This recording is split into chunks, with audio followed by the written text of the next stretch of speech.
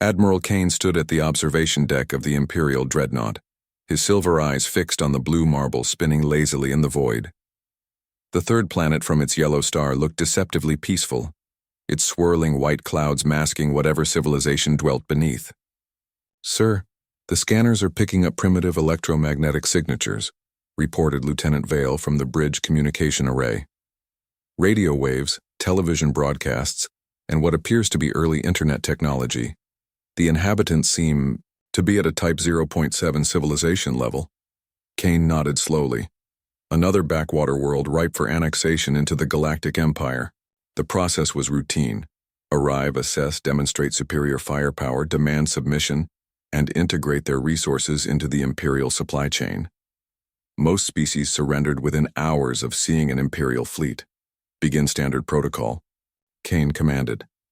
"Prepare the translation matrices and ready the subjugation broadcast." As the communications officer began transmitting the standard surrender demands in multiple frequencies, something unexpected happened. The ship's proximity alarms began shrieking with increasing urgency. "Admiral!" shouted Commander Blake from the tactical station. "Unknown vessels decloaking off our starboard bow." Kane whirled around as massive ships materialized from seemingly empty space. They were sleek, angular craft that dwarfed even his dreadnought, their hulls gleaming with an otherworldly luminescence. The newcomers moved with fluid precision, surrounding the Imperial fleet in perfect formation. "Who are they?" Kane demanded. "Run their signatures through the database." Vale's fingers danced across her console, her brow furrowing with confusion. "Sir, they're not in our records. These ships use technology beyond our classification system. Their energy signatures are impossible." A new voice crackled across the communication channels, speaking in perfect Imperial standard despite the impossibility of that knowledge. "Imperial vessel, you have entered restricted space. Withdraw immediately or face the consequences." Kane straightened his uniform and activated the response channel. "This is Admiral Kane of the Galactic Empire. By Imperial decree, all worlds within this sector fall under our jurisdiction. Identify yourselves and explain your authority to challenge Imperial expansion." The response came swiftly and coldly. "We are the Guardians. This world and its inhabitants are under our protection. Your Empire's expansion ends here." "Guardians?" Kane scoffed. "Never heard of you. Stand down or we'll consider you hostile." What happened next would be remembered in Imperial history as the day the unstoppable force met an immovable object. The Guardian ships didn't fire weapons in any conventional sense. Instead, they simply existed more forcefully. Reality itself seemed to bend around them, and suddenly half of Kane's fleet simply wasn't there anymore. "Report!" Kane shouted over the chaos erupting on his bridge. "The destroyer squadron just vanished, sir," Blake stammered. "No explosion, no debris, they're just gone." "Temporal displacement," Vale reported, her voice tight with fear. "The Guardians moved our ships through time. They're probably floating in empty space 1,000 years in the past." Kane felt sweat beading on his forehead. In 3 decades of Imperial service, he had never encountered technology this advanced. "What do they want?" The Guardian voice returned, patient but firm. "Nothing from you, everything for them." A pause. "The beings on this world call it Earth. They are under our direct protection due to their unique potential.